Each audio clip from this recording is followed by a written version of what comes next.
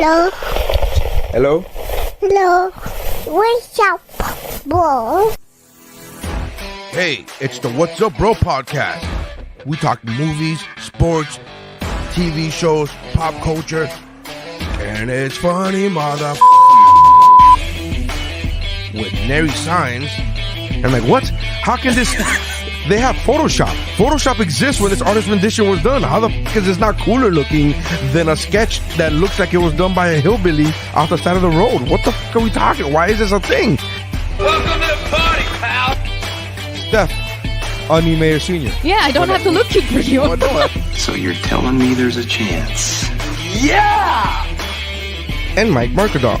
I'm just glad I like vanilla, boring sex like this. I'm glad that the sex I enjoy won't get me killed. That's how winning is done. Hey, I'm Dave Chappelle, and this is What's Up, Bro.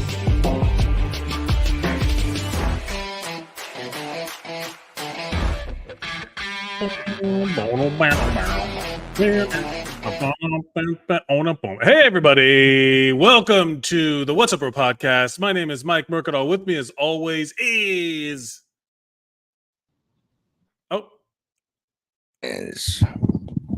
Nery Saenz. Did I cut out?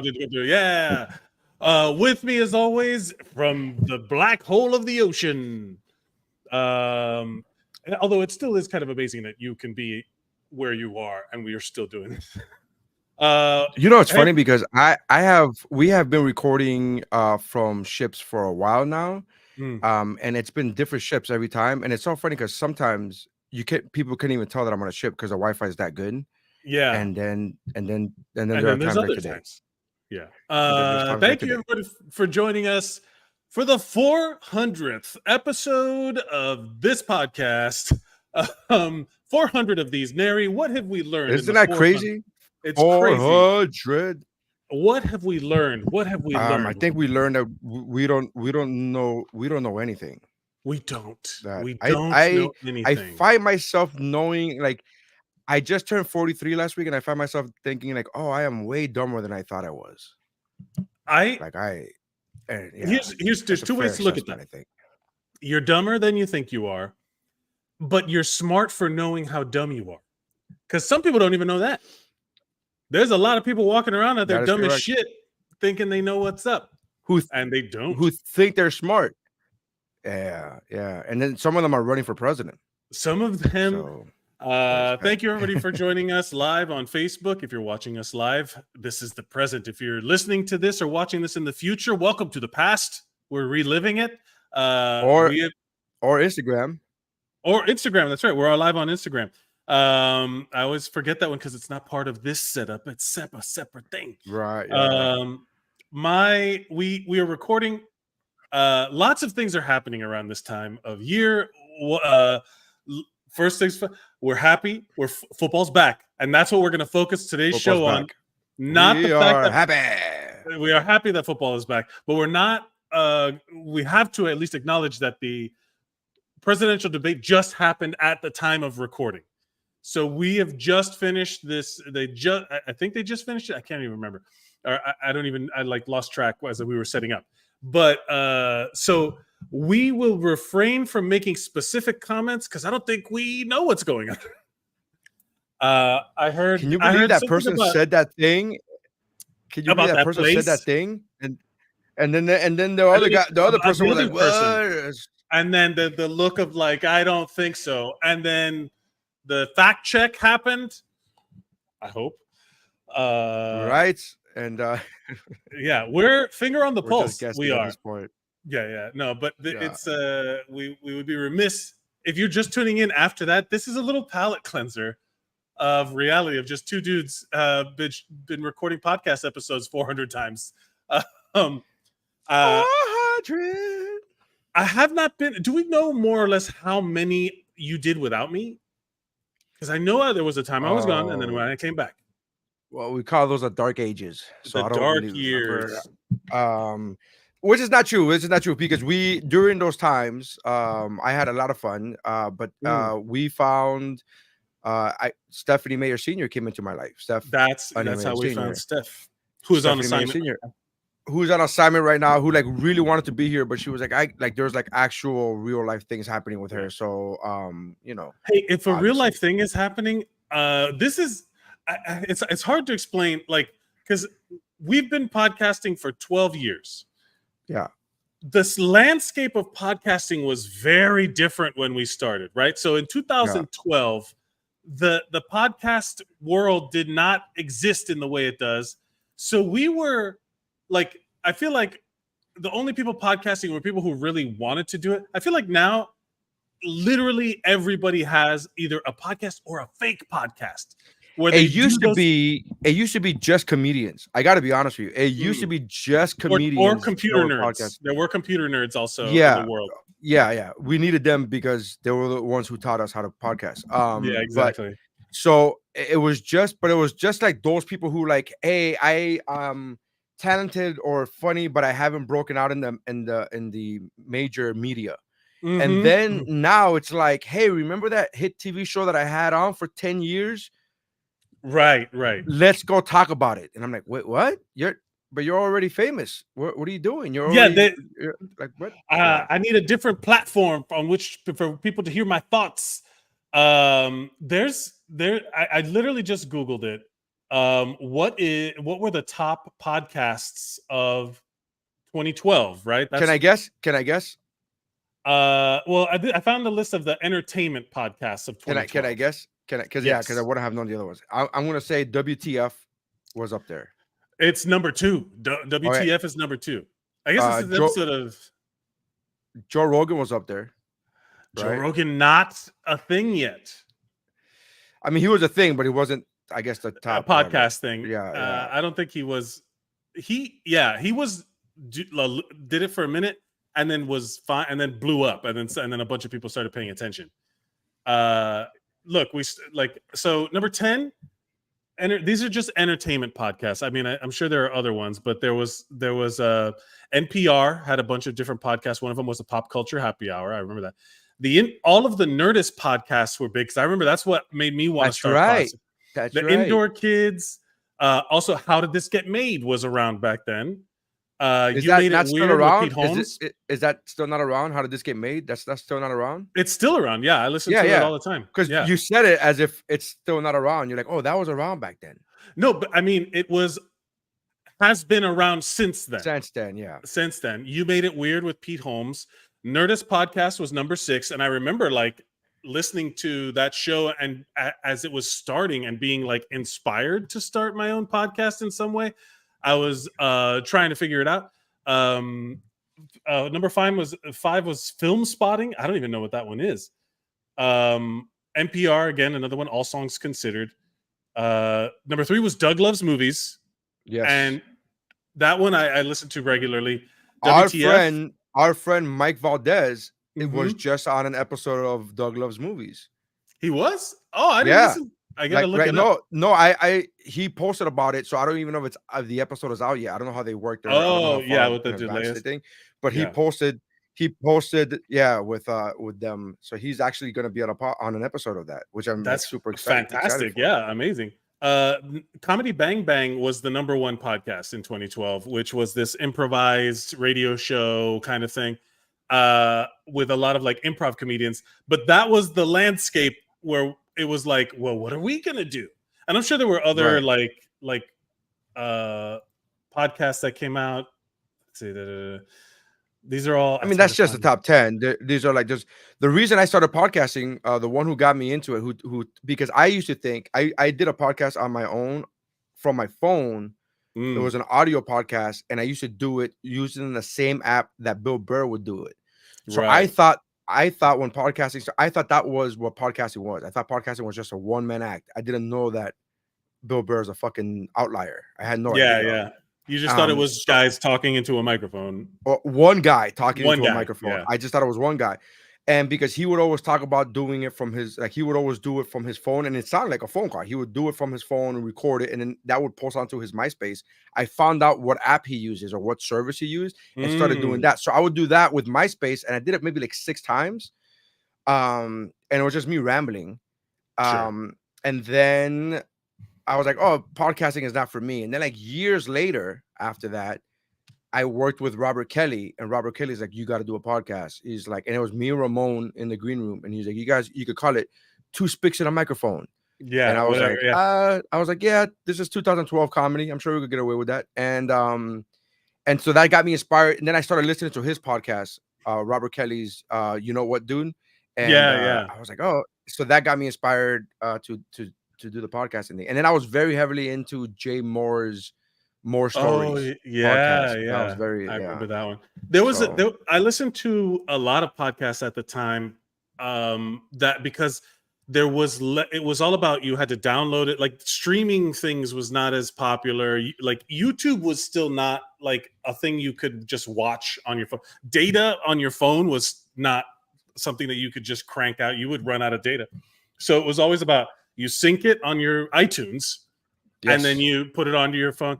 And we sound like crazy old men. And that was just 2012. Like it was not that long ago that it's just totally different now. Like now when you look at it and everything is like from a podcast studio, everyone's got like high grade mics. The barrier to entry is like zero. My kids asked me the other day if when I was a kid, did I watch TV in black and white? Brother, you want to know the sad part? I did have a black and white TV in my, like that was a thing that handed me down from my grandparents or someone's house, and we took it so I could have a TV in my room, and it was black and white with the fucking knobs. Yeah, we had the knobs, but we didn't even have I don't think we had a TV in our room. I remember my sister had a TV in her room, and my dad had a TV in his room, and then we had one in the living room. I don't even think the boys had a TV in our room. That was a big Christmas gift one year when we got TVs in our room. Hey, look at this. Great show tonight on Allure Nery. Yeah, I was just on stage. That's why I got onto the podcast late. Thank you so much, Chase Roberts. Somebody else has a internet package on that boat. What is that? I see. Is that the Chiefs? What is this? What is these sports logos that I'm looking at? I'm trying to see what it is. What are you talking about? In his logo, when you in his profile in picture. His picture. Oh, I don't know. I don't know. I'm way blind. We do have a story. Hella blind. Because we do have a story coming up. Spoilers, foreshadowing. Spoilers. But dude, so I'm so super excited about the NFL being back.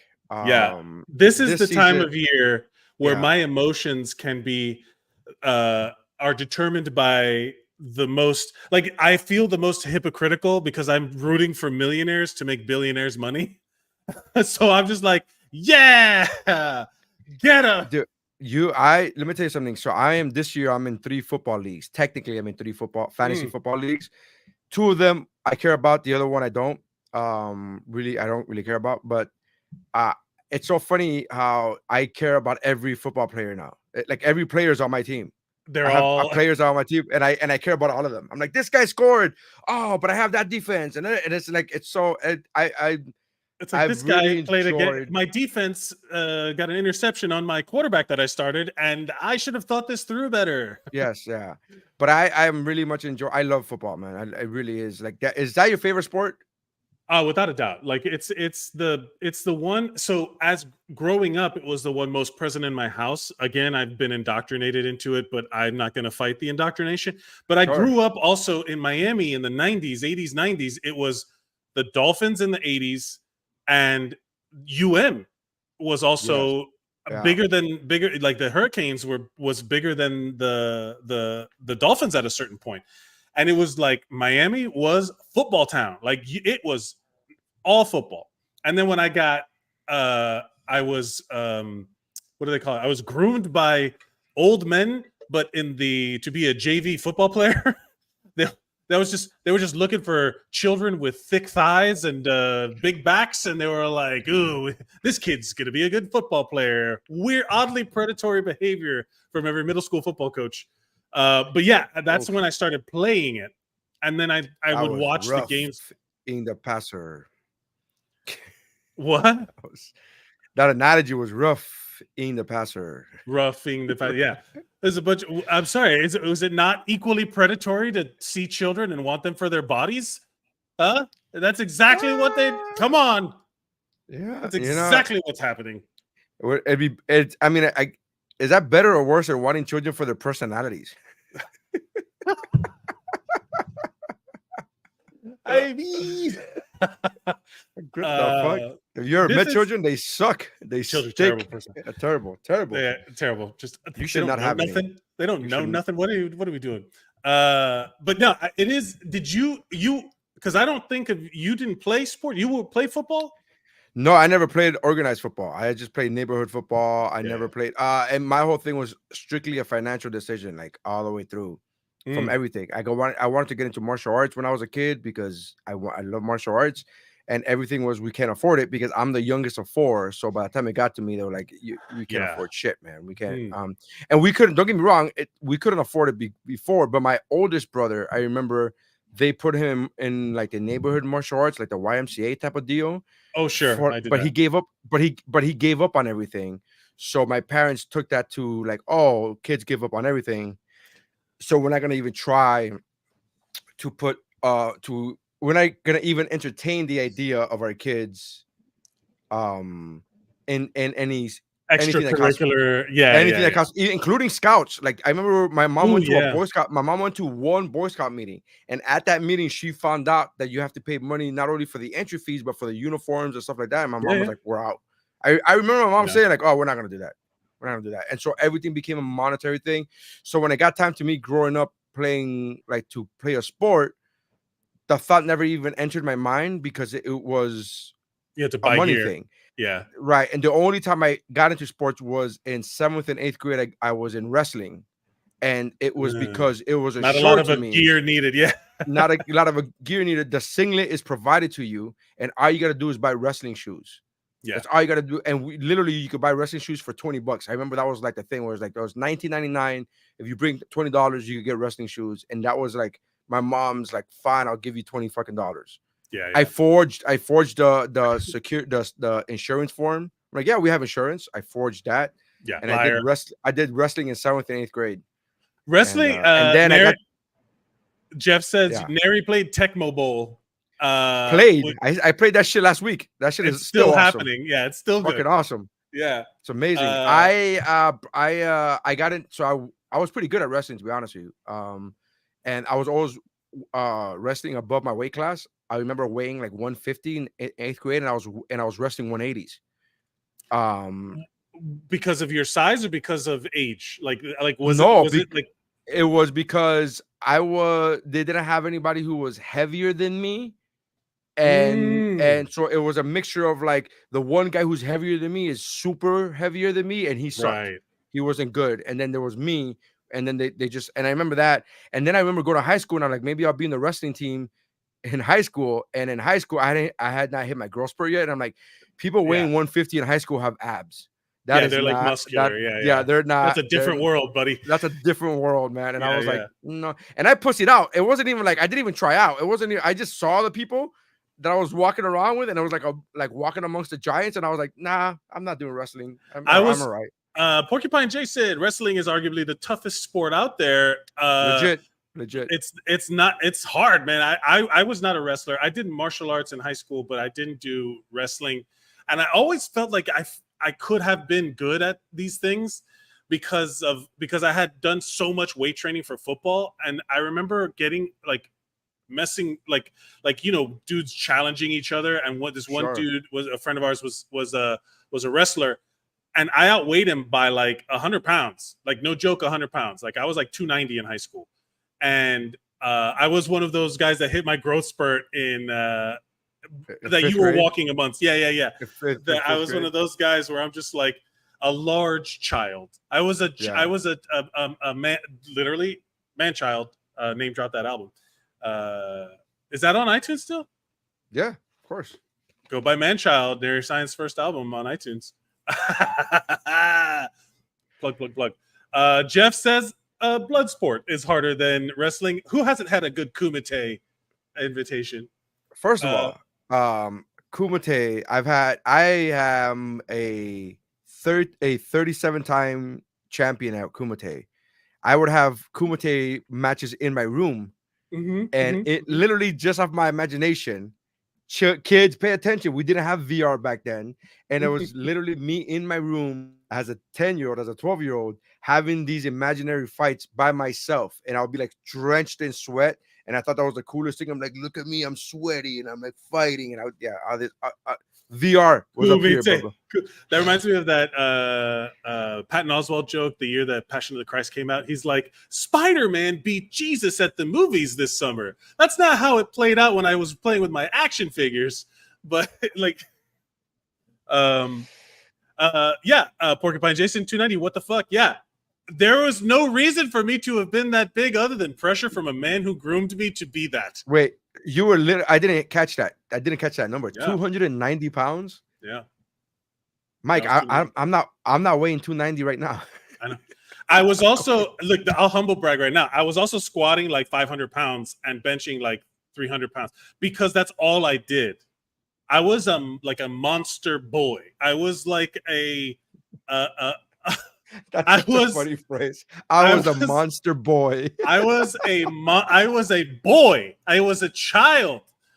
But I was also like, I would go from like, I was in like chess club, and I was there talking to like playing video games and shit like that, talking about Final Fantasy VII, and then I would go to like weight training and I did a lift-a-thon where I maxed out what was it? 505? Yeah, and I was like, it was like a lot. Like I almost hurt myself. I don't believe that was the number that was the rack, but I feel like I got a little help. But the numbers, that's what I'm gonna do. I'm gonna say forever that I maxed 500 pounds. But that was because all I did was lift weights the whole time, and I was like, I was wearing like size 44 pants just to fit my thighs into them, and I know because I was wearing school uniform, and I'd have to go buy uniform pants from the special store because in the regular store they did not have uniform pants that fit me. So they were like, Mike has special exception to wear different pants than the uniform store sells because he is a monster boy. A monstrous human being. Yes, it was so growing up like that. So and funny. I just picture you. I was the Brute Squad, Jeff. Yes, Mike is the Brute Squad. I just picture you shopping for your school uniform at the same places that the faculty would shop for their school uniform. Yeah, yeah. I'm going to like, yeah. It was not a fun. It was also during a time when I was unaware of how women found like there were women out there that liked big dudes. Like culturally at that time, it was a lot of like skinny, like rocker dudes, like a lot of like alt, real like frail heroin. A lot of people like heroin chic. I mean, I was just this monster kid. I went to my 20th year high school reunion. I saw some girl that I had gone to high school with. You mean the kid from Dune? The kid from Dune, yeah. That was what was popular. And then years later, I went to my high school reunion. There was a girl that she was like, "Oh, I had she had the biggest crush on you," and I'm like, "What? Where was I? Why didn't anybody tell me? Like, I didn't I thought I was unattractive." And she's like, "Oh, she thought you were so hot." Blah blah blah. And I'm like, can't tell this to me now. Now that I can't do anything about it. Yeah, I've gotten that. I've gotten that a few times. The day after I got engaged, I went on stage at the Fort Lauderdale. I went on stage at the Fort Lauderdale Improv, and I talked about getting engaged. Like I had a whole new material, getting engaged. And I got off the show. I got off the stage. It was at the Fort Lauderdale Improv, which is no longer there. I got off the stage, and my friend, my coworker for my day job, who has since passed away, R.I.P. She was like, "Oh man, my friend was so into you, and but you're engaged." And I was like, "What?" She was like, "Yeah, my friend." And I met her. I had just met the whole group like before the show. I sat them down. I was like at their table, like, "Hey, whatever, blah blah." I got them free tickets, whatever, the whole thing. And I had just met them, the whole group. And she's like, "Oh, my friend." And I'm like, "What friend?" And she told me her friend. And I was like, "What?" This girl was an actual Mike. This girl was an actual fucking model. Like an actual model, and the other girl was working as a bartender at a strip club, and she looked like the hot bartender at a strip club. Yeah, and both of them told my friend, and I literally for years later, I would tell my friend every time I would see her at work, my coworker, I would be like, "Hey, were you serious about so and so? Were you serious about blah blah?" And then she was like, "Oh my god, what does that matter? You have kids now." I'm like, shut the fuck up and just tell me it was serious. Just tell me you were serious. Tell me the truth. Let me live in that fantasy. Shout out to everybody watching on Instagram. Nate Latimer. Nery, come to Orlando and do a set. Right, Nate Latimer. The Dust. You trained me, bro. I don't know who that is. And then he wrote. We were talking about olden times. I remember dial tones. Yeah, when's the last time you heard a dial tone? Toast won a bunch of numbers. Hello, and it 305 the U. Nery C U on the allure. Spell the SEA like a pun. Good, clever. Thank you, it 305 the U, and everyone else watching on Instagram. But yeah, no. It wasn't until I discovered football that being big had a purpose. So I channeled all my energy into it as a teen, as a monster boy. And that is since then developed my love. That should be the name of your album. Monster Boy? If you ever do a comedy album, Monster Boy should be the name of your comedy album. For sure. It's Monster Boy. It's great. The amount of the art that it could just come with that. Yeah. Monster Boy. It's fantastic. It could be you wild, and a kid's. It could be you as you are right now, dressed in children's uniform, like busting out of the scene. Yeah, me and like the what is it? The berries and cream kid, and like just like hulking out like like the Rock Obama from SNL. Yeah, I remember that. Yeah. Jeff says, I mean, wrestling should have shown you that back then. Back then was the era of the big guys. Yeah, I wanted to be a wrestler too. That was my post high school thing because I never went to play in college. I didn't know you could go play college football for being a long snapper. That was my specialty. I was a long snapper, and then I was like, no, I want to be a defensive end. I want to be a fucking offensive lineman, and I was not good enough to be those things at a higher level. But I was a dope ass long snapper. I didn't know that was a thing I could market, like a specialty position. I got to be honest with you. I think you had awful coaches because they should have said that. Yeah, they did. I went to such a shitty school. It was terrible. But yeah, I didn't know that. And years later, I remember someone was like, I was watching some game and they were like, yeah, I walked on as a long snap specialist in whatever university. And I was like, what? What? I'm 43. I'll do that shit. Say that again. Say that again. Say it in my good ear. Because I was like, man, that would have been the dream. Long snap, no CTE potentially. Just come on the field a couple times, be in the NFL. I'd try out right now if I could. Like just start throwing, like snapping passes.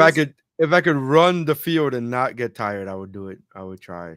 I'll get there, man. I'll work out, dude. I'll figure it out. I've been working out and I've been doing a lot better lately, and I feel more fit. That I've been dieting and I got back into the gym a couple of weeks ago because I didn't realize that it had been that long. It was almost 5 months, 4.5 months that I took off because I had an injury. Because I had an injury to my thumb, and every time I went to the gym, it just infuriated me because I was in such pain that I couldn't do anything. I went to the orthopedic, and the orthopedic like, dude, the location of where the thing is, you just got to do nothing. You can't do you have to be in a brace. You just got to do nothing. It sucks. I'm sorry. There's nothing. I wish I could give you a shot and it go away, but there's the location of where it's at. I can't do anything. So I just took time off, and I didn't realize until I got back into it. The other day, I finally said, fuck it, man. I got to get back into it. And now I'm working out, and my thumb is still not 100%. It's like an 80, but when I'm working out, I just got to be very cautious of what I'm doing with my hand. Yeah, because it's important. Thumbs are important, it turns out. Well, thumbs are important, but it's not just the thumb. It's the bending. It's like where the... So I started working. I went back to the gym like 3 weeks ago for the first time. And then last week I did 4 workouts a week. And for over 2 years, I was working out. I was exercising 5 times a week. Yeah, I remember. Up until 4 months ago. And so now last week I did 4 exercises. I worked out 4 times last week. It's Tuesday. We're already at 2 workouts this week, but I feel so much better about myself. And you feel great. It really is. If you want more advice like it this, really is. Mario Lopez gave a great. I'm gonna let you get to your pitch. Mario Lopez gave a great. I heard him. I heard this quote from him first. I'm equating it to him. I don't know if somebody else said it. I'm sure maybe, but he says that he works out as much as he does. It's way more about sanity than it is about vanity. Yeah, and I remember he was saying that. That was like, yes. Yeah, it was great. But yeah, your podcast is great for that. If you go follow Zeros on Heroes on YouTube or Facebook also, Will Watkins and I, friend of the show, very funny. He's like the fitness guru of all my friends. He's like the guy who knows the most, has obsessed. He's like hyper fixated on fitness for the last I don't know how many years. So when I ever when I'm motivated, not only does he know the most, but he's the one that is actually put into practice the most. That's the thing, is that anybody could talk a lot of shit, but it's like when you look at him, you're like, okay, that guy did something that I would like to. He knows something. Well, there's twofold, right? Because you could be that guy, because knowledge is not based upon your body. You could be a personal trainer, although nobody would want to hire a personal trainer who's fat. But just because you're fat doesn't mean you don't know what to do. That's true, but it's also means you don't do it, right? But you do as I say, not as I do. But you want that guy. It's the same thing when you go to a doctor. When a doctor tells you need to lose weight, it's like, how about you, fucking tubby? Like, get the fuck out of here. Like, but again, it doesn't negate his medical school training.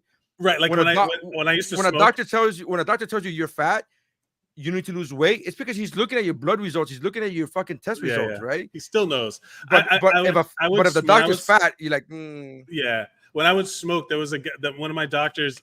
He would be like, "Hey, you got to quit smoking." I could smell the cigarettes on him, and I'm like, like exactly like you too. He's like, "I know, I'm dying because of my." I remember I told him, I was like, "Don't you smoke?" And he's like, "Yeah, it's bad for me too." And I was like, "All right, we're in this together, bro. We're in this together." Oh my God! Did you hear how reffy the cops sounded in the Tyreek Hill arrest video? It's like it was so. It was the most Miami shit I've ever heard in my life, bro. So here's the thing. So for those of you who don't know, Tyreek Hill, first of all, everybody should know by now. Tyreek Hill got pulled over and got detained, not arrested. Game day. 3 hours before the show, in front of the stadium. Like, it wasn't even all right. So he's like, I work right over there.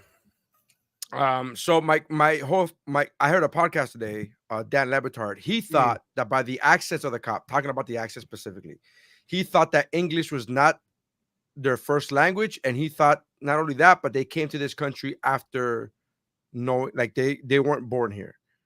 And somebody else on his staff said, I disagree. I think they're just Miami people that were born here, but they just have that accent because they're just Miami people. And I was like, I wonder which one that would be, because now I'm curious. Because at first I would say, yeah, they weren't born here, but then I was like, we all know those people who were born here and still have an accent. Exactly like that. And I was like, I wonder which one it is. And I'm like, now his information is out there. The cops information is out there. It's public knowledge. It's public whatever. Apparently he's been in the force for 27 years. My friend misread that and he goes, 27. This guy's 27 going on 40. What the fuck? Yeah. And I didn't know that's 27 years on the force or whatever. Okay. As a diehard Dolphins fan, they have been my team since the 80s, since I was a baby, since I was not a monster boy. Since you were a mere 125 pounds. Since I was just a tiny balled up baby fist, a little in the manger. But I was 120 pounds. God help my mom. They've been my team forever, right? We finally have our thing going again. We have a quarterback that is good but disrespected. He's fighting the odds. He's got the if factor, bro. He's got the if factor. The if factor. Did you know where that's coming? You know what I'm talking about though? When I say that, the if factor, no, the if factor.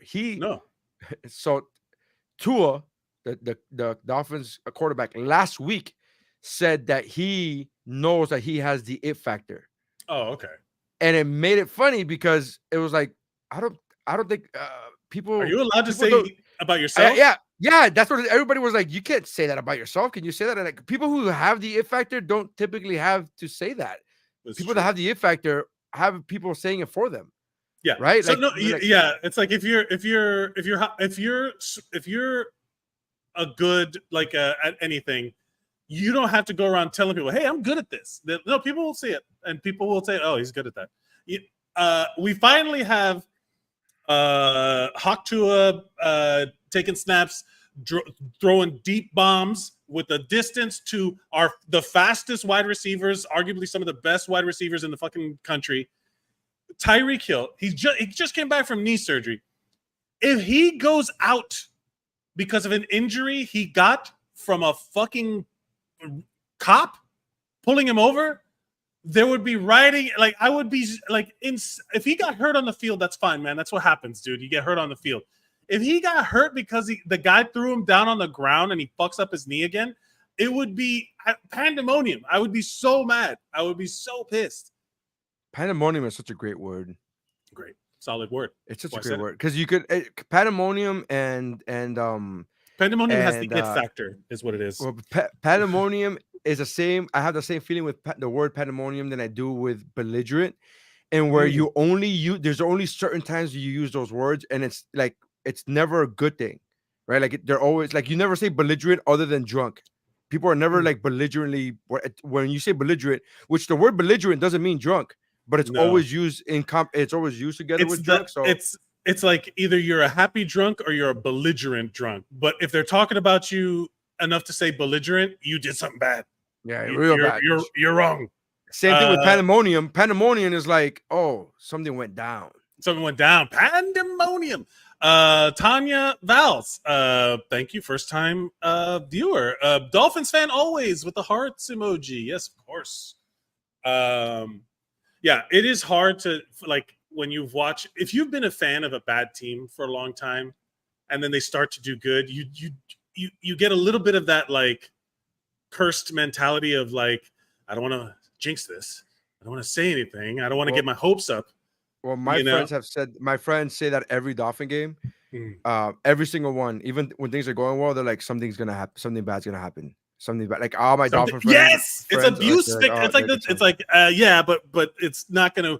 You'll see. We'll still we'll snatch defeat from the jaws of victory. My friends' favorite phrases. All my friends, my Dolphin fans' friends' favorite phrase is, "I've seen this movie before." Yes, that's their favorite phrase. I've seen this movie before. Like they just know something bad's gonna happen. It's not. It's the hope is that you're proven wrong enough so that you stop thinking negatively and then you get proven wrong bad. Like, you're like, hey man, we got a shot at the Super Bowl this year. And it's not like a crazy outlandish thing. Like, it's like saying like unicorns and fairies are real. It's like, no, the Dolphins could go, that's the it could happen, you hope it could happen, bro. But yeah, like Tyreek Hill, he was pulled over because they said he was speeding. He got pulled over and they said that, why don't you have your seatbelt on? That motherfucker's car has the darkest tints I've ever seen in my life. I don't know how these cops must have x-ray vision. Well, apparently they did not know it was him when they pulled him over. Why? Yeah, but why does that? And then they found out during. Did you see the video? They found out during. Yeah. They were like, they go, do you know who this is? Do you know who this is? One of the cop tells the other cop, do you know who this is? He goes, no. And he goes, that's one of the Dolphins star players. Yeah. And the cop getting back the license, getting this information, said one word. He goes, fuck. Yeah. I love it. He just knew. This is the wrong one to fuck with. That butt puckering fear of like, well, I'm looking here. Drew Rosenhaus, famous sports agent, is Tyreek Hill's agent, is calling for the police officers who detained Tyreek Hill to be fired. I mean, justifiable. Like, how do you, if this wasn't even like, it shouldn't even matter that he is the star. Like, this is all just like bullshit, but it's also like if it had been like the third string practice squad guy, it would have had less impact. But even then, it's still kind of crazy that how it went down. These fucking cops, whether or not someone's an asshole to to the cop shouldn't matter. But then again, that's just my opinion. My Miami, opinion. man, it's very difficult. It's like well, here's the thing. I think I was both. going to say something else. I think it's fair. I think it's fair to say that both of them handled it poorly. Like Tyreek not like putting the window back up. It's like, dude, what are you doing? What are you doing? You can't. So you I was can't, talking. like, I was talking to Chris, my friend Chris, about it. It's because he's also right next to the stadium in a public space. Like people. That's what he said. That's what Tyreek said. Tyreek said that he didn't want people. But come on, dude. You were standing outside your house when your house was on fire 3 months ago, and people were taking pictures. That's not. Did you want to stand in the burning house, Nery? The house is on fire. My whole point is that your life is kind of a fucking, it's kind of chaotic. It's kind of picture worthy all the time. You should be used to that. That's not a thing. And guess what, dude? I'm not putting the blame on Tyreek. All I'm saying is both people could have handled it better. Obviously, the cop who has been trained to de-escalate situations did not de-escalate that situation. Get the fuck out of here. Yeah, I wouldn't even dignify that, like ride that joke out. Fuck you. Yeah, that's not what they are trained to do. They are trained to get a rise out of somebody so they can steal that car, because that's what they do. They claim the car. Whenever they arrest anybody, they can wow, they literally I have arrest not heard that take. I have not heard that take. No, they arrest. They can claim cash. They can claim like money. So if he's got anything in that car worth anything, it becomes property of the police department. That's true. Yeah, bro. There's a whole John Oliver about how later on, like it's literally like I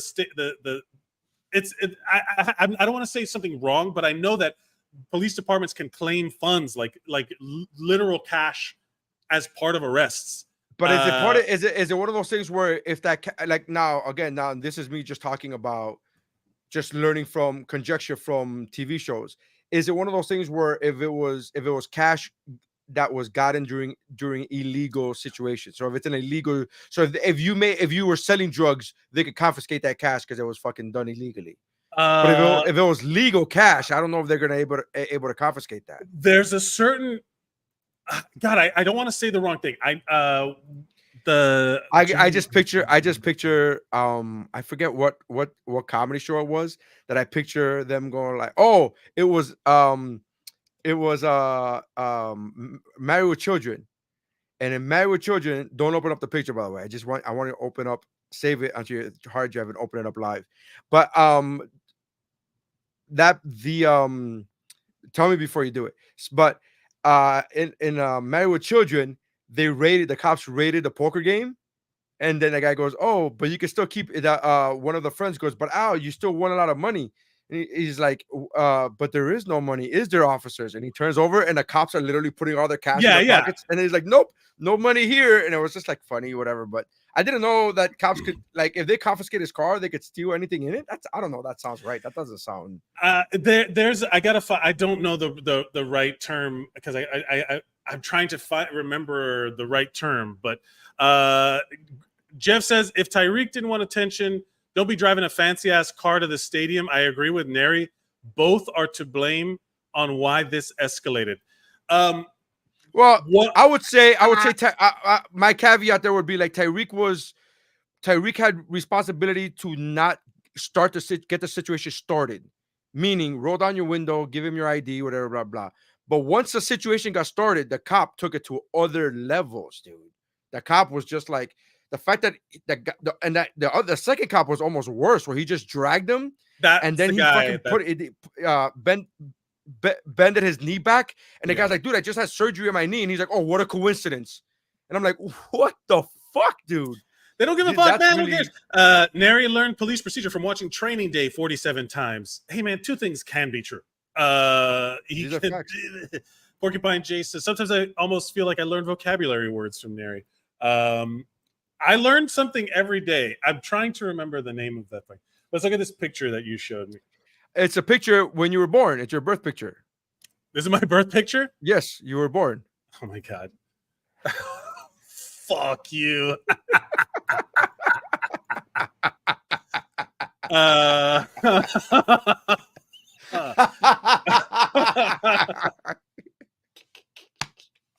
want to respond, but I can't. I want to respond, but I can't. I was a normal child once. I was a normal baby. It was Please 125. Please believe It was me. 125. When he was born, Mike squatted his mom.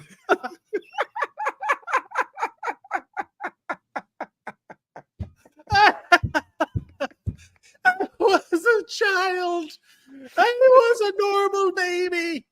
Oh my God, man. that's fucking funny. Fuck, that made me cry. Got that. That's so funny to me, man. I just pictured you the whole time you were talking. You were like, "Oh, my poor mother," and I was like, and I just started searching for that picture, man. Oh my God. Oh no, first time viewer, my mom. Yes, I'm going to start posting pictures. Here we go. Yeah. Man, gotta love a good. Can we share those pictures on the post on the thing? I don't know. Share in the comments, probably on Facebook. Probably. Yeah. She's laughing out loud. She's laughing. Sorry. What was I going to say? The whole point. So here's Police where procedure. Yeah. What I will say is that cops. How do I say this without saying what I really feel? The cop that's not their job. This is all pulling people over for traffic tickets is money making for the police departments. It does nothing to fight crime. It's proven to cause more accidents than it's. The system. Hold on. The system. I wasn't done. The system itself is set up in a way to make this shit happen, right? Because they use traffic stops to start trouble so that they can go find more shit. So if this guy's driving a flashy car, which now are you saying that nobody should drive flashy cars? Are you saying that nobody with the means should be able to drive whatever they want to drive? No, of course not. They should be able to drive whatever you want. He's inarguably prone to media attention with his antics. And so 75 children. He's not right. But so is some podunk, trashy trailer park dude that's got 6 kids from like 7 women, and he's got child support he doesn't pay, and he's driving around in a lifted truck and all this. It's just like what happens is that this was you're literally next to the stadium. Like the cops know what they're doing, so they pull over this rich person. This is my friend. We were talking about it, how that Chris Rock joke where he's like, there's not one white person in this audience that wouldn't trade places with me because I'm black and I'm rich. Because no matter what, this was Chris not. Rock? That's Chris Rock. Yeah. This was all about that. The system is set up to escalate problems more than de-escalate them. All of these cops are just the fucking worst because they don't you tell them hey, he doesn't have to roll down the window.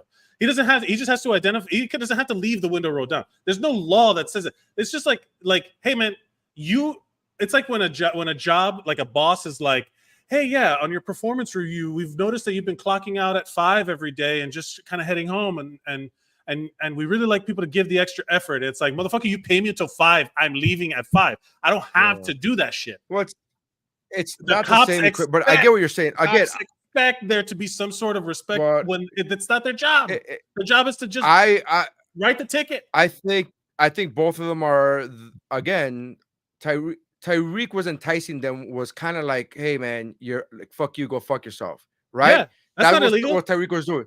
It's not illegal. We're not talking about legal. We're not talking about illegal. We're not talking about legal or legal. It's not illegal. It doesn't demand escalation. We're talking about behavior-wise why the situation got to where it got to, right? So Tyreek was doing cops something. Abuse their power. There's no man. I disagree. I disagree. I know what you're talking about. I disagree with that flat with that. You're painting with a broad brush. I'm not saying that cops don't do that. I'm talking about this specific instance. Tyreek was saying, go fuck yourself. And the cops which were not correct, which were not right to do so, were saying, no, you go fuck yourself. It was like, oh, suck my dick. It was like, well, my dick is bigger because I have a badge. Right. Which is none of them are right. It's wrong. But you're talking about legal. You're talking about legal. You're speaking about legal or not legal. I'm not speaking about that. I'm speaking about why the situation got as bad as it got. I'm talking about That's all I'm saying. Right. That's it what I'm got saying. I'm as not bad talking about as legal. okay. I'll say this. It got as bad as it got because cops are not trained to do their job. They're trained to escalate to get more shit done. To I write don't believe more that. stuff. That conspiracy, is, I don't believe. No, I don't that's believe true. That. It's a fucking. It's not a conspiracy. This shit's like proven. Like that's part of their training. They use their training is traffic not, stops to increase searches. But you're talking about traffic stops. I'm talking about the behavior. This is a traffic stop. But once a traffic stop happened, this specific traffic stop, I don't believe that they were trained to say, get this guy out of his car by force and slam him to the fucking ground. Yeah, I don't believe that they're trained. Babies. I don't believe they're trained. I don't believe they're trained for that. That's what I'm saying. I don't believe they're trained that way. I think those cops, those two cops specifically, took it as offense that this guy wasn't bending the knee, so to speak. Right. You know what I mean? And that's fucking crazy when you're the law enforcement, you're the guns. I'm not defending that behavior, Mike. What I'm saying is that the reason they did that is because he was saying, go fuck yourself. And they were saying, fuck yourself back. I'm saying both of them are wrong. One of them was legally wrong. One of them was legally wrong. And the other one, I'm not talking about legal. On vibes. He put out bad vibes. He was saying write the ticket. He was saying just do your fucking job and write the ticket. He's like, man, just do what you were gonna do. At a certain point, he just wasn't like sucking a dick about it. He was just like, he's like, hey, do it. Just give me the fucking ticket. Which is so. Look, this is a reality. There is no legal reason to be nice to cops. You don't have to be nice to them. Again, we're talking about legal power. Wait, hold on. Let me get my point out. The point of this is that everybody is trained to, let's not say anything bad about the cops because they may go off. Like, what a fucking terrible system. When some jerk off can be like, I'm mad that this guy, whether racially motivated or not, thinks he's better than me. And then he throws him on the ground and he's like, man, I just had my fucking. And then when they find out who he really is, somebody who has imagine if the cameras before body cams, and imagine if it hadn't been Tyreek Hill. Imagine if it had just been some guy. That motherfucker would be in jail and his knee would be broken. Yeah. And then he would have, fallen. And nothing would have. He would have fallen on his face 15 times. Yeah. Oh my God. Where do these bone book injuries come from? That always makes me laugh when there's like, there was a pedophile that was taken to jail and he has like a black eye in his fucking picture. And it's like, he fell. Oops. But again, I'm not debating the legality here. I think that the two were. You make it sound like, we don't have to legally be nice to cops. You don't. No, but again, you're looking at it from the perspective of we don't legally have to be nice to cops. I'm looking at it from the perspective as a human being. We should have enough respect for everybody in our society. You're doing your job. I'm traveling fast. I've been pulled over so many times by cops, and I've never really had. I had one issue. You get pulled over a lot. A lot. Well, I used to, and that's actually what made me stop speeding. Speeding was no, it really worked. Breaking the law. Dude, I would speed everywhere because I was young and stupid and thought speeding was cool. And then when I started doing comedy and I would do shows in Gainesville and do shows in Tampa, I would always end up with a fucking speeding ticket. And I'm like, well, this is gonna cost me, like, I'm making $300 on this show, and this ticket is, even if I go to traffic school, this ticket's gonna cost me $90 plus gas. I'm already like, this is gonna take a chunk into it. That's the reason I stopped speeding, is like I can't afford it. Like I don't want to fucking get pulled over anymore. Like I just don't want to get pulled over anymore. So that was my deterrent for speeding. But every time I got pulled over, with the exception of one time, every cop was super nice to me. I went over 100 miles an hour one time in my fucking Dodge Neon, in my 2002 Dodge Neon, 105 miles an hour. I was going 105. The cop could have fucking arrested me and taken me in. And the cop goes, dude, I'm not going to arrest you, whatever. You can't be going this fast. He's like, this, and he looked at me with all sincerity. He wasn't even throwing shade. He was like, this car is not made to go that fast. If you hit a rock on the highway, you're dead. You would die, dude. Like, just, you really got to think about what you're doing here. And I was like, oh shit, I was just trying to get home quicker. Like, I wasn't even trying to be like, I'm not fast and furious. I wasn't like, I was just trying to get home quicker because it was a long drive. You said that, and I was like, did it hold together? Yeah. Like, what are you talking about? It would shake. It would absolutely shake. Yeah, it would absolutely. I'm not even exaggerating. The car was shaking. Look, so the cop was super nice to me. Wait, I'm not finished. So I've had experiences with cops. Every time I've been pulled over, I've had pretty good experiences with cops, pretty normal, but I've been very civil with them. I've been like, hey, man, and I talk to them like normal human beings. And I think as a society, if we all do that to each other, now you can roll your eyes as much as you want and be like, that's not who, it doesn't matter because it's not legal and whatever. It's not, we don't have to legally be nice to cops. That's fine. You're right. But if we don't take the steps to try to better our society because it's not legal, like then we're not doing anything to better our society. It's not illegal for me to tell. It's not illegal. It's not. No, it's not. It's not illegal for me to tell a child on a plane, go fuck yourself. That's not illegal. No. But is that really the right thing to do? It's not illegal for me to walk past you while you're having dinner and fart. It's also not. It's not illegal to do that. But no. But is that the right thing to do? Is that the right thing to do? Here's the frustration I come across. Right. Yeah, I am ever the rule follower. I do not break the law. I, as a teen, did not speed. I didn't want a sports car. I wanted a comfortable SUV so all my friends can roll around in. I was the designated. There wasn't a sports car that could hold you. You fucking huge. Boy. A monster boy. So the reality of it is, me and my other monster boy friends who played football with me. You had monster boyfriends. I had monster boyfriends. Yeah, it's true. All my friends, we would all. I wanted a little fucking SUV. Don't be upset because you didn't have monster boyfriends. Don't be jealous. Don't hate how fun my monster life was. All my boyfriends were normal size. They weren't monster. Yeah. In fact, I might have been the monster boyfriend. I might have been the one. I'm ever the rule follower. I always, man, whenever there's anything that has to be done, I'm like, is there paperwork involved? I need to sign something? What do I have to do? When I got fired from a job, they were like, can I have my termination letter? I followed all the rules. But then because you have to know where the lines are drawn, you don't burn bridges down, you cross them, and then you burn them down. Once you're past them into the future, then it's a different story. But you have to know where those lines are. So when I got fired and they're like, here's your letter of termination, I need you to sign it right now that you agree to it. I'm like, thank you. No, I will leave with it. But yeah, I'm not signing nothing. And then that enables me then later to have more rights on my side. When it comes to cops, you have to know your rights because they are trained to be this is a very real thing. And I wish I had a citation at hand to be able to point to videos and different things. And the whole thing of do you know why I pulled you over? That's admission. They're trying to get you to admit something. So you say it's a little play. It's a little show that they are trained. They are trained to pull you over for a tail light. Oh, your tail light's out.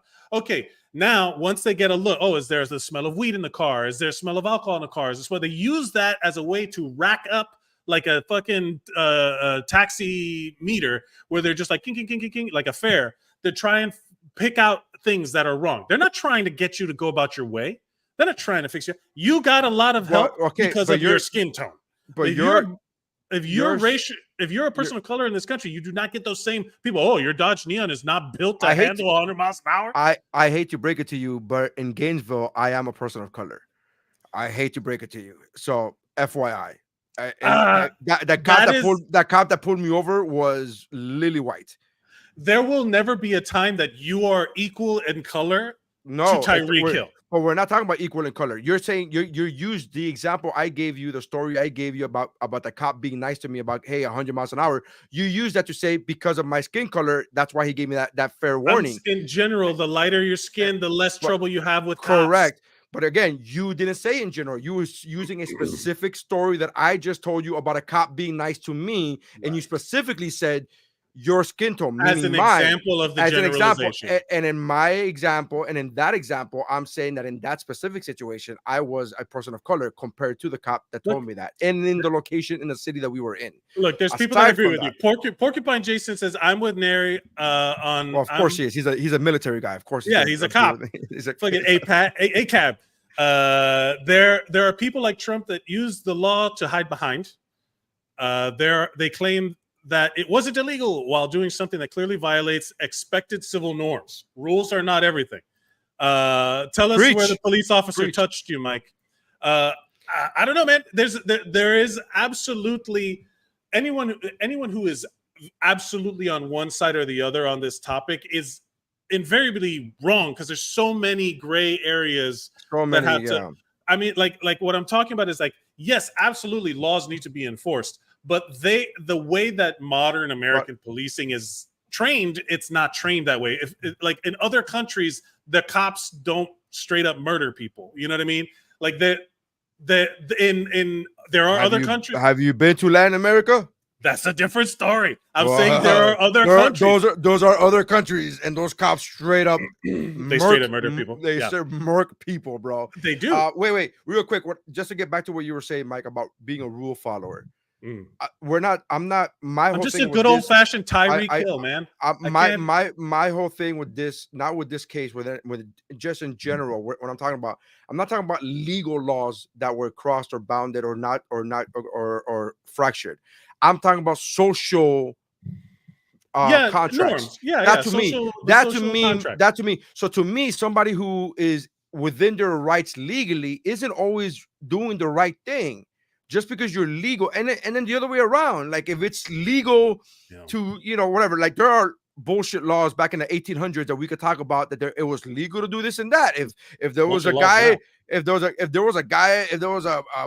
a person of color at the whites only, you could, that just because there was a law and you were legally able to do that doesn't mean that it's right. It's all I'm saying. That's all I'm saying. I'm not equating this.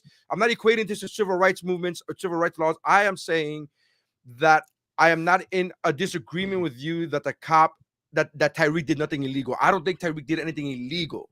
That's not what I'm talking about. I am just saying that his actions escalated the situation to where the cop then took it to other levels of escalation where he was wrong. The cop was wrong.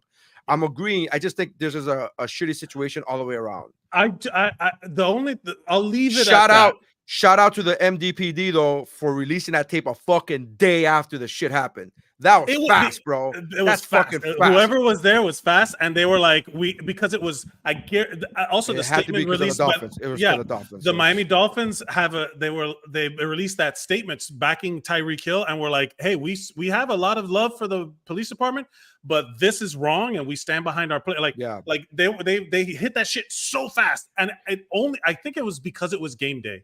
I think it was because it was game day, and the motherfucker literally did this as his touchdown celebration. That's gangster, dude. That was awesome. Did you see the release that the Miami Dolphins released after the video? No. That was like the strongest worded corporate statement you're ever gonna fucking read. That's the one I'm referring to. No. You're talking about a different one. The one where they said the behavior of the cop was disgusting. They used words like disgusting, and wow. It was the strongest corporate release you're ever gonna see from a corporation. Like it's I've never seen anything like that where they're like, where this is a huge billion-dollar fucking industry, and the companies, because normally they try to play both sides, like, well, we'll try to see what happens. We respect the police, but we back our players. Like that's one. Yeah. That was the first one. The fucking one after the video, they're like, we just saw the video and these are fucking disgusting. Gang, motherfucker. Fuck you. These pigs. Fuck these pigs. I'm like, God damn, oh my God. These Dolphins are like, the Miami Dolphins organization ain't no joke, man. Aggressive Dolphins. Yeah.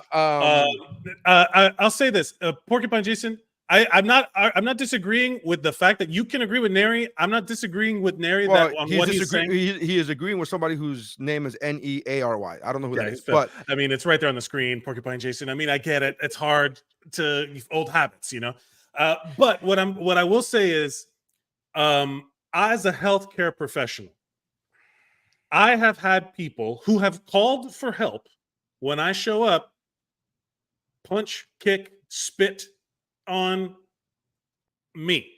Yeah. Yet I have to maintain a level of decorum that means that I don't have the right to throw somebody down on the ground and possibly hurt their knee. I don't have any rights to detain anyone.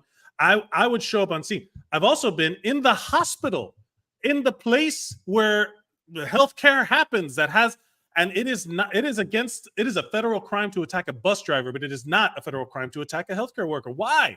In my industry, I'm trained. I have to be trained to de-escalate position, but these cops are doing exactly the opposite. why is that fair? Why is that? I'm not saying it's fair. Nobody's saying it's fair. Right. Nobody's arguing for that. So am I saying supposed to? No, but listen. So am I supposed to deny care, which is wrong on my part? I'm doing my job wrong. Deny care to somebody who's an asshole to me?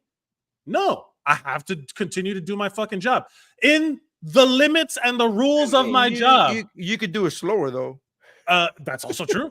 I won't go out of the way. I will do what is legally obligated and the end.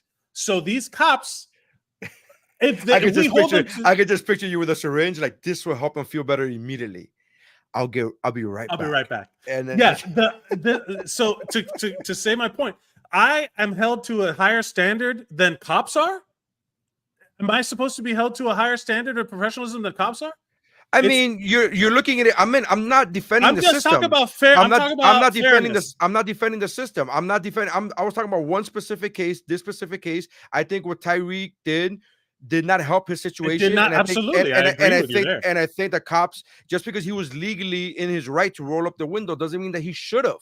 That's all I'm saying. And just because the cops are legally within their right to take somebody out of the car to fucking search them, doesn't mean that the way they did it was not right. That's wrong. They're not allowed to do that. That is an illegal search and seizure. That is wrong. That is incorrect. That really? Yes. I thought that. I'm telling you. Okay. Here's the rule.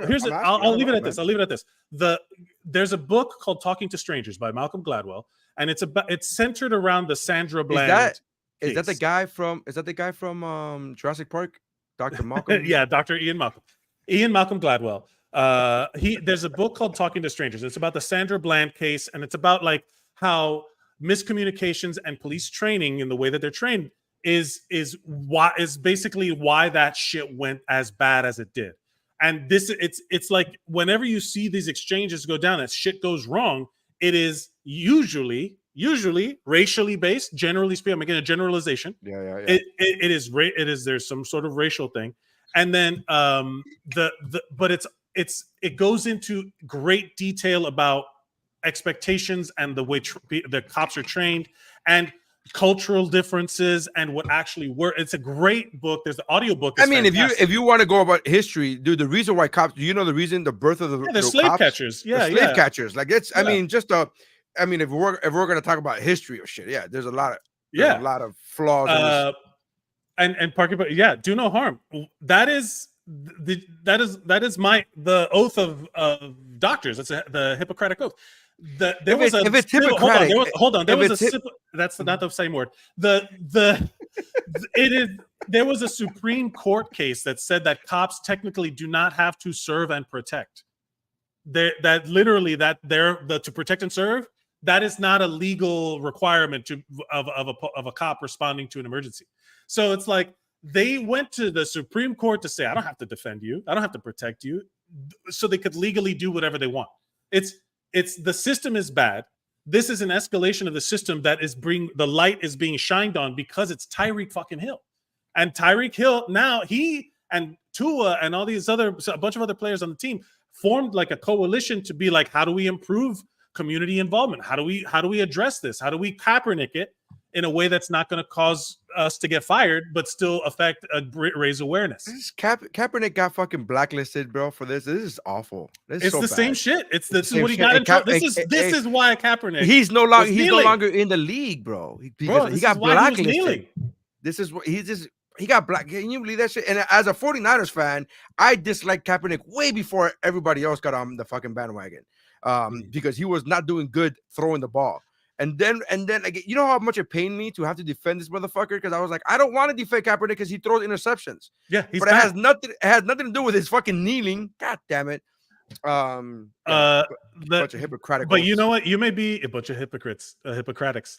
You think you're a diehard fan. What about this gentleman here? Xavier Budabar, aka Chiefsaholic, gets 17 years for robberies. He admitted. First of all, he admitted. I don't know why. Well, they caught him. It wasn't like he walked in there and goes like, "I cannot tell a lie. I've been robbing banks." They fucking caught him, and then after they caught him, then he admitted it. Yeah. Now, was he wearing the mask when he was robbing the banks? Yes. What? Yes, that's how they fucking caught. He is not the criminal mastermind. He was literally robbing banks in this same with the same mask, and then going to games. And he became so famous at these games because they called him Wolfaholic or Chiefsaholic or whatever. And he became so famous that his Instagram followers and his Twitter followers went through the roof. And it wasn't until when he got arrested that his Twitter followers were like, "Hey, has anybody seen Chiefsaholic? He didn't go to the last 2 games, and I'm very concerned because he goes to every game." And then the cops realized, the cops confirmed, "Oh, this is the same dumb motherfucker," because they already knew it. But it's just you know when you don't miss. He was literally robbing banks to go to the game, to buy tickets to the game, bro. All right, and you think you call yourself a fan? You have the balls? Are you robbing banks to buy tickets? I feel bad. I feel bad when I say we. When I say like, "Oh, we won." When we won, like I feel guilty saying that, even though I do say that. I'm like, "Oh, I feel kind of stupid." And this guy was robbing banks, bro. Robbing banks. It's not the same. Multiple, very multiple banks. Not 1, 2, 3. It was like multiple fucking banks. Dude. Yeah, 11. And then he would launder them through casinos or something. Yes. He would go rob the banks and then take the money to the casino. I mean, that part is smart, but that part he got from a movie. I know I've seen the movie. I know what movie he's doing from. He did that. He was laundering the money through the banks. And then they just noticed every time that they would rob a bank, they noticed they could just go to a casino and find this guy going to the same casinos. Right. So wearing a wolf mask. No, he wasn't at the wolf mask in the casino, but he would rob the mask. He would rob the banks in the mask, and then the same guy without a mask would then show up to a local casino the next day.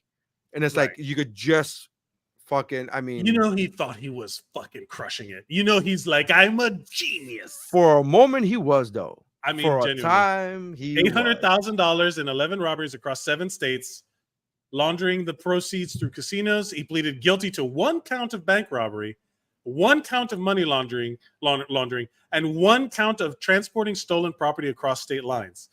So he robbed 11, but they only got him for 1. I mean, winning, I guess. And you know what bothers me even more is that he's up for parole in 5 years. Because I read that, I looked this up. You have to legally, to be considered for parole, you can't even apply for parole until you have served at least 1/3 of your sentence, which I think should be higher, but whatever. So 1/3 of the sentence of that is 5 years. So what bothers me the most is that he could be out in time and Patrick still Mahomes and still watch Patrick Mahomes beat the 49ers in yet another Super Bowl. It could happen. It could happen. It bothers me so much. That's brutal.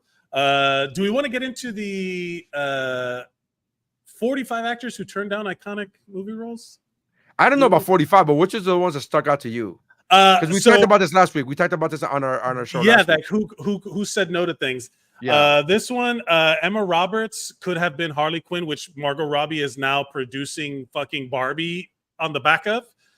That would have been a huge deal. This one I think is a huge one. We talked about it last week. Will Smith could have been Neo in The Matrix. I don't know if Jim Carrey almost played Captain Jack Sparrow. So I think Johnny Depp, which I wasn't the biggest fan of these movies in general, but I haven't given them a fair shake, to be honest with you, the pirate movies. But I will say it was very difficult to understand Johnny Depp. Like it's very difficult to understand him in those movies. Like I can't, like what he's saying. Kind of slurry, yeah. So, but I will say his portrayal is very like impressive as an actor, right? I will say this though, if there was going to be another actor where I could see like I could see Jim Carrey. I could totally see Jim Carrey doing it. Yeah, this is the kind of stuff where I'm glad I didn't learn this like immediately. Like it wasn't like on the Twitter the next day, like or before you watch them, or before you watch the movie. That's crazy to me. Crazy. Which is the reason why this is the reason this topic came up last week. If you, for those of you who didn't know, last week we were talking about that Josh Brolin might be a Green Lantern. And there's already a list of actors in case he doesn't take it, and that's already awkward because now we know if it would have been him, it would have been whoever.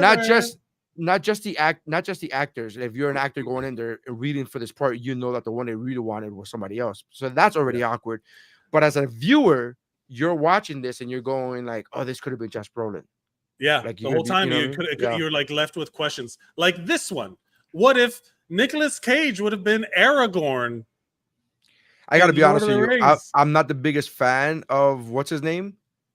Viggo Mortensen. Viggo Mortensen. I'm not like, I don't think he did a bad job, but I don't think it was like, oh, I could never. It's not. He's not Tony Stark. Like it's not somebody that I could be like, nobody else could do this role.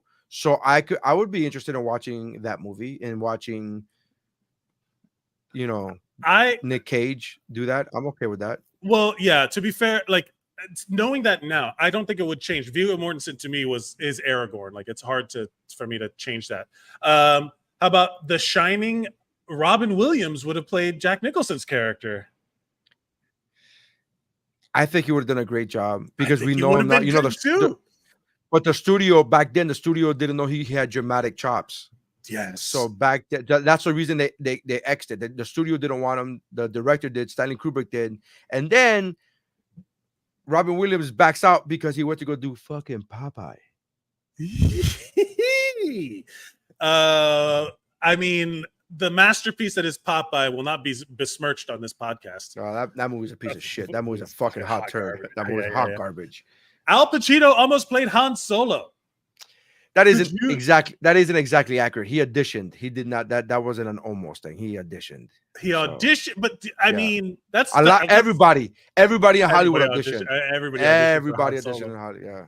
That's an interesting one too because of how iconic. You can't picture any. That's one that say hello to my little friend, and then the Ewoks come out. Yeah, that would have been fucking great.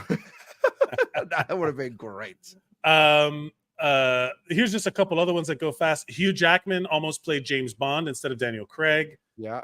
Christina Applegate could have been in Legally Blonde. I could see. I would have been interested. I could see that. And yeah, there's like a few of these. Oh, the Tom Cruise Iron Man, Tony Stark possibility. Now I don't know how real that is because in interviews he shot that down. He was like, I was never approached for that. I was never approached for that. So I think that may have been a studio thing or something. Wish list, maybe like a wish list. Yeah, some sort of like we need a Tom Cruise type, something like that. Yeah. Or we need Tom Cruise, and then Tom Cruise is like, I need $20 million. Like, how about this one? Brendan Fraser is Superman.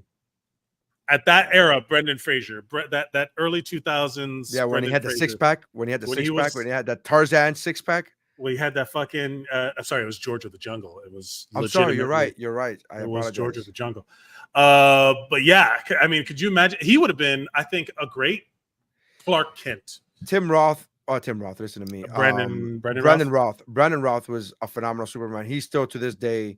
I think he was just in a bad movie. It's just a bad movie, man. But he was really, really good. If you watch that movie just for his performance, look at his performance in that movie. I stand by. He did an amazing job as a Superman, and it was because the movie was so bad. In retrospect, that he did not get a chance to play him in Men of Steel. But I love me some Henry Cavill. But Brandon Roth might be the best actor to ever play Superman. Except for Christopher Reeve. Oh, you're not a fan of the Christopher Reeve? No, I'm not saying that I'm not a fan. I'm saying that Brandon Roth was that good. He was that good. He was good. So Clark Kent. The movie was so trash, but I loved watching him be Clark Kent. And I wanted he made a believable Clark Kent, and he made a believable Superman. He made it so that it was believable. It was very Christopher Reeve-ish. Yeah, that was what they were going for. Where you could believe that these are two separate people. Like you could believe that. Yeah. Again, if we go back to what was I just saying? I just lost my train of thought. Never mind. But Christopher Reeves, Brandon Routh, Superman. Yeah, I just thought of something. I lost it. But either way, I mean, he was so good. Oh, I was going to bring up the Death of Superman Lives, the documentary about the Tim Burton Superman. I still haven't seen the documentary. Bro, it is great. The one with Nick Cage. The one with Nick Cage? The one where that was the movie that they were making, and they would talk about where that Polaroid, that famous Polaroid. Yeah, apparently on Superman Returns, that Polaroid was in a thing that what's his name, the pedophile, was the director that Ezra Miller? No, the another one. He was the director of that. Bryan Singer has been in a lot of problems. Was he a pedophile? I thought it was that he was a bully and sexual harassment, but I didn't know it was underage.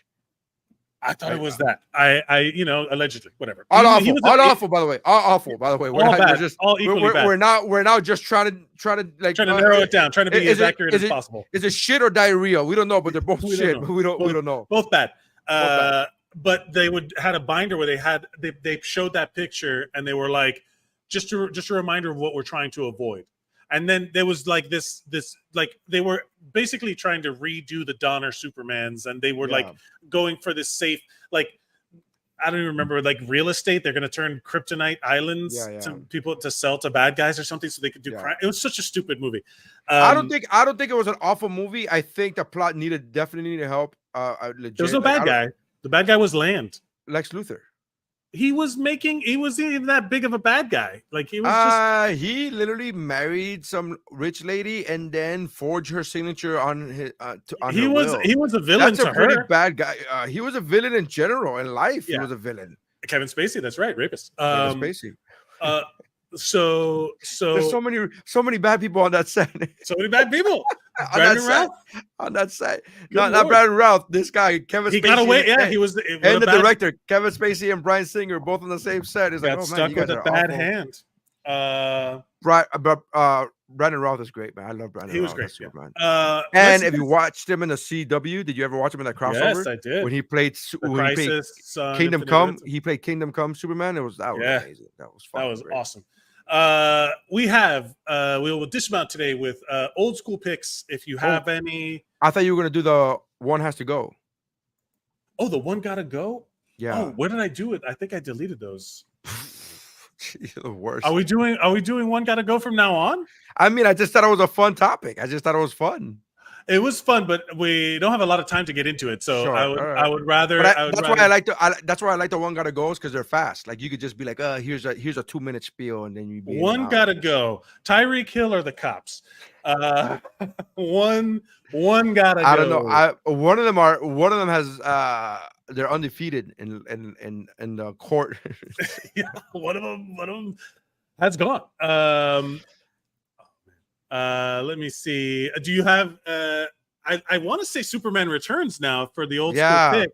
Superman Returns. That scene with the machine gun is still one of the fucking dopest in comic book history, comic book movie history.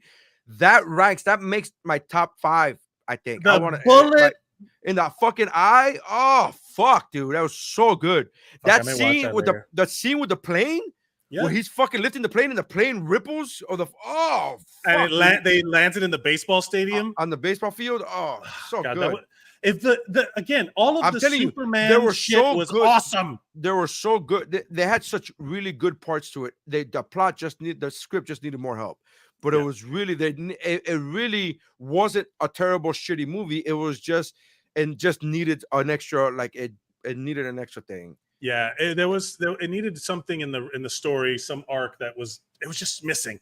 But all of the Superman shit was fucking good, man. So good, dude. So good. I mean, he lifted that whole fucking island and then he fucking fell, knowing that he was gonna die. Oh, fucking great, dude. I mean, it was really good, dude. Solid. Deserves more. What do you have an old school pick? Are you thinking of one? Yeah, give me time. I'm gonna go with a movie that I just found again, and I literally laughed out loud at a bunch of different moments about, like, because I hadn't watched it in so long. It's like the perfect definition of an old school pick. And I'm gonna go with Hot Fuzz. Hot Fuzz, the Simon Pegg, Nick Frost cop, where he gets like he's like a super cop. He's like a really good, legitimately good cop, and then they send him to the country to be a cop in the country, and it's just. Oh, it's so good. The writing's super clever, so fucking funny. So I started watching that movie, and it just I wasn't into British humor back then. So but it's very British. I'll try to rewatch it. So there's a dual pack that I want you, because all right. So I've now for the last year been listening to a podcast called Cinephobe.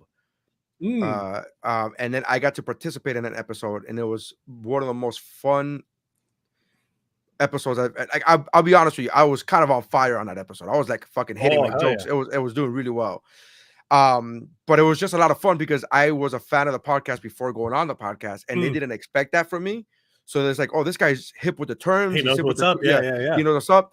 And it was really well. And what they do is they review a movie every episode. They review a movie, and then they kind of like go step by step. Like, all right, so then they tell you like, they don't do exactly a rewatch, but they'll go and explain to you like, all right, certain so this scenes. is the plot of the movie. Right. They go through the plot of the movie, and then that and whatever, and then this guy goes here, and then he shoots the guy, and then this, but they're all making fun of it during the times. It's very close to like how did this get made in the sense of like recapping a movie while still not rewatching it live, whatever.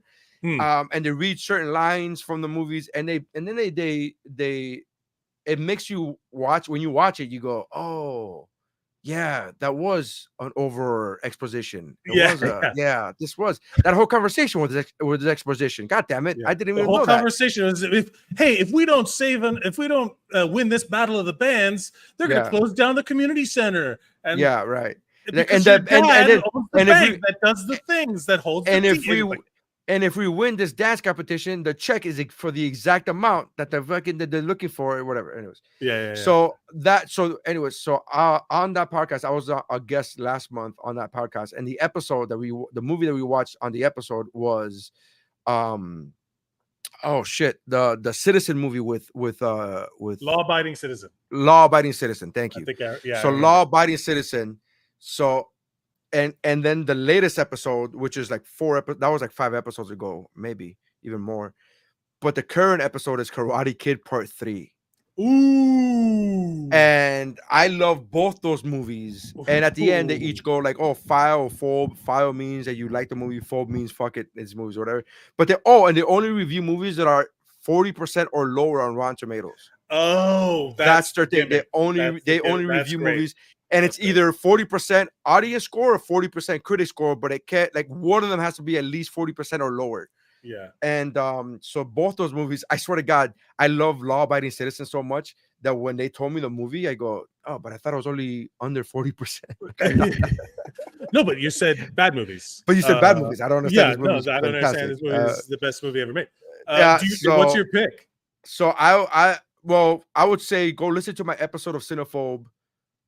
Of Law-Abiding Citizen, but my old school pick, man, Karate Kid Part 3. I fucking love that movie so much. It's so Karate Kid Part 3, the one with the not Kreese, the one with the Kreese. No, Kreese is in there. Kreese is in there too, but Silver, Terry Silver. Terry Silver. Yeah. Wow. And it made me listening to that episode. Made me that episode of Cinephobe made me. I'm like, oh man, I still haven't finished watching Cobra Kai. Like, I'm still. Me too. I have to go back and watch it. So I have to go back and watch it. So that made me go back. I'm like, oh, all right. And now I finished Afterlife, which, by the way, Jesus Christ, emotional bombs, emotional damage, emotional damage. So we have Hot Fuzz, Karate Kid 3. I found the term that I was looking for the cop thing. It's called civil asset forfeiture, civil forfeiture. And that's the thing that I was referring to earlier. I just want to make sure I say the right word. We kind of did great this time. 400, Nery. We did 400, bro. 400. And we're still yelling at each other. Shout out to everybody who's been watching for 400. Not even if you haven't been watching for the 400 episodes. Porcupine Jason, love you. Thank you so much for always participating. Jeff, thank you so much for coming in. Your mom, Yolanda. Is great. Yeah. Izu, I feel like giving an acceptance speech like it's an award, but it's not. But I appreciate everybody who throughout the years. Rookie, one of the OGs.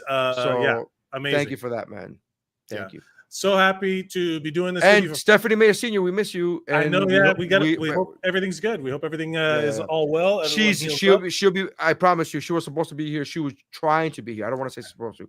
She was trying to be on, and just life got in the way. So we're coordinating around the world. Yes. We are a multinational podcast. Around the world. You know, he says it. They say that shit 84 times. Thank you. You know there was 14 writers to that song. I'm kidding. I don't So many know. credits. Thank you everybody for watching. You can follow us at WUBro Pod on all social media platforms. You can watch us live on Instagram, Facebook, and YouTube.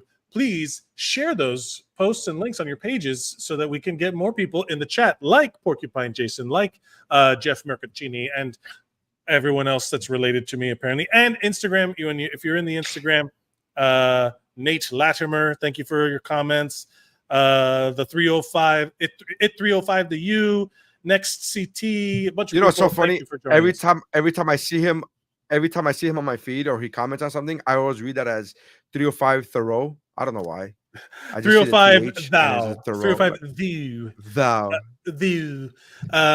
Thank you everybody. You can follow me at Mike Mercadal. You can go check out Collateral Benefit on Zeros on Heroes if you want to talk about fitness and getting your mind, body, and community. Improving one will invariably improve the other. So we like that. Preach. And Nery, what would you like to say before we go? 2 albums. My first album, Man-Child, is available everywhere on iTunes, and so is my second album, Live in Miami. Or Live in Miami, whichever way you want to say it. So make sure you guys check that out. Wait. Be sure to check out my upcoming album, Monster Boy. And he's already got the cover. Show him the cover. I already got the cover. Oh man, where the? Come on, where is it? He's already got the cover. He's gonna use his actual birth picture. So that's right. That's gonna be Monster Boy. Man. Anyways, thank you guys for checking us out. We love you. 400 episodes. I love you more. I love you, Mike. Thanks, man. Yeah, I love you too, bro. And that's how winning is done. 400 times.